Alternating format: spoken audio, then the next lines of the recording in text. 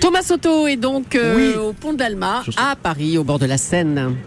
Je suis au pont de l'Alma, j'ai relevé le défi de Laurent Cabrol. Laurent qui est, pour tout vous dire, un peu comme les touristes qui sont déjà assez nombreux ici, il a pris son petit téléphone et puis il prend en photo le zouave. Ce zouave qui a de l'eau jusqu'en haut des cuisses, là, c'est impressionnant quand même, Laurent. Ah oui, c'est vraiment très impressionnant. Il est à 5,50 m donc de niveau de la Seine et il va encore monter ce niveau et nous attendrons probablement la taille dans le courant de la soirée ou de la journée de demain. Alors, la fameuse grande crue de 1910, il avait de l'eau jusqu'aux épaules.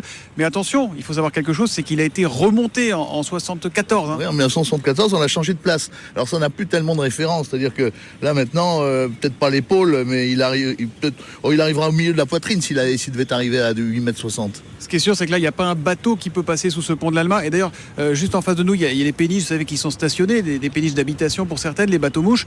Ben, il n'y a plus de quai, il n'y a plus de trottoir. Là, le fleuve a tout mangé déjà. On se retrouve dans un instant, mais tout de suite, évidemment, c'est le débrief de la matinale sur Europe 1. Thomas Soto, 6h-9h sur Europe 1. Le débrief de la matinale en direct donc du pont de l'Alma à Paris, les temps forts de ce que vous avez entendu ce matin sur Europe 1. L'eau envahit les maisons et emporte tout sur son passage. Et c'est un vrai traumatisme pour les sinistrés. C'est ce que nous expliquait Olivier Grinon du Secours Populaire. Il était à 7h45, mon invité pour l'interview Vérité d'Europe 1. C'est très dur psychologiquement parce que ça emporte aussi votre vie. C'est-à-dire que ça emporte vos meubles, ça emporte vos souvenirs, ça emporte vos courriers, des photos, même sur informatique, ça les détruit, tout ce qui fait votre vie. Donc ça emporte votre identité et pire encore, ça la met dans la rue. Donc pour les personnes, c'est très très très difficile à vivre.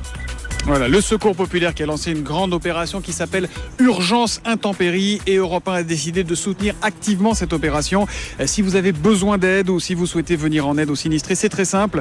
Vous nous envoyez un message sur Twitter avec le hashtag E1 suivi du numéro de votre département, E177 par exemple si vous êtes en Seine-et-Marne. Et puis vous retrouvez également toutes les informations pratiques sur la page Facebook d'Europe 1 ainsi que sur europe1.fr. Et je le rappelle, il n'y a pas de petits gestes, tout compte. Tout est utile et toutes les informations sont également sur le site du Secours Populaire, secourspopulaire.fr. Que faire si vous avez été victime d'inondations ? À 7h-5, le docteur Kirzek, le médecin d'Europe 1, est venu nous donner quelques conseils bien utiles. Tous les appareils électriques qui risquent d'être mouillés avant de les rebrancher, il faut vraiment que ça soit en sécurité. Et pour les rebrancher, il faudra que ça soit fait par un professionnel. C'est un risque d'électrisation et d'électrocution. Et attention aussi à bien désinfecter. Attention à l'eau. C'est vrai que les eaux de crue vont charrier de la boue. Il y a des risques de contamination, des risques infectieux.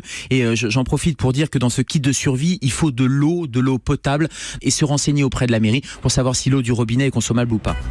Voilà les conseils du docteur Kirzek. Et puis à 7h20, aujourd'hui dans l'histoire, on a remonté le temps avec Franck Ferrand jusqu'à cette fameuse crue de janvier 1910. Alors autant vous dire qu'à l'époque, on ne pourrait pas être là où nous nous trouvons avec Laurent Cabrol. C'est-à-dire qu'il y avait de l'eau absolument partout, beaucoup plus haute qu'aujourd'hui, cette eau. Franck Ferrand qui nous a raconté quelques scènes incongrues datant de cette époque-là. Celle de députés qui se rendent à la Chambre en caïque, conduits par des sortes de gondoliers pas très vénitiens. On aura vu des gens entrer chez eux et en sortir par les fenêtres du premier étage. Des meubles flotter au milieu des barques et des passerelles en plein boulevard, en pleine avenue. Et puis les caves inondées, les débordements de fausses d'aisance qui à l'époque étaient très nombreuses, les stocks perdus des papetiers, des libraires qui ont beaucoup perdu dans cette affaire, l'apparition de la typhoïde également et de la scarlatine. On n'en finirait pas d'énumérer les conséquences désastreuses de cette montée des eaux.